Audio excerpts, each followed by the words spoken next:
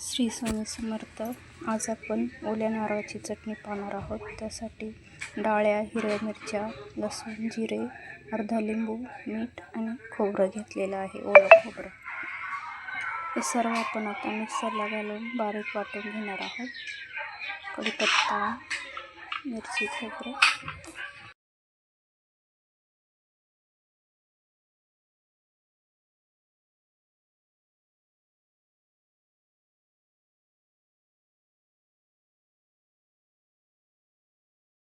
त्यानंतर यामध्ये मीठ घालणार आहोत. लिंबू घेतलेला आहे, तो आपण पिळून घेणार आहोत. त्यातले बी काढून घेणार आहोत.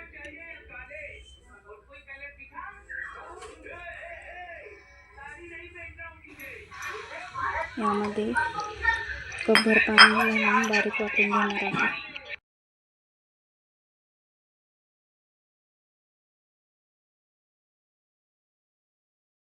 इकडे आपली इडली तयार होती.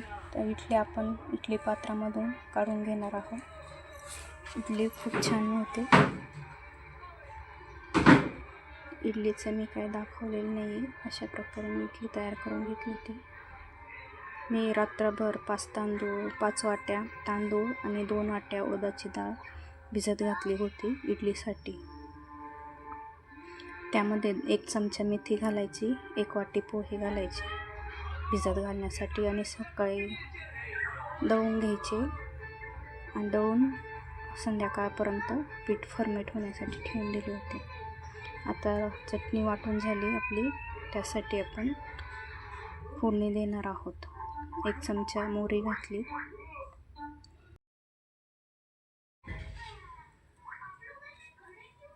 1 चमचा जिरे घातलेले आहेत, 2 लाल मिरच्या, थोडासा कढीपत्ता घातला फोडणीसाठी.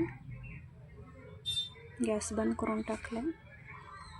यामध्ये आता आपण चिमूटभर हिंग घालणार आहोत. त्या फोडणीसाठी आपले तडका तयार आहे चटणीला फोडणी देण्यासाठी. अशा प्रकारे चटणी केली खूप छान लागते. एकदम टेस्टी चटणी लागते. एकदा नक्की करून बघा, खूप आवडेल मुलांना खाण्यासाठी इडली बरोबर.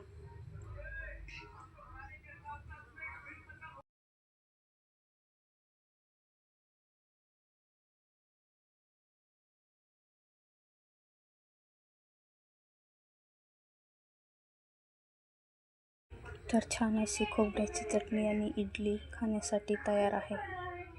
नक्की करून पहा. व्हिडिओ आवडला तर लाईक करा, चॅनलला सबस्क्राईब करा.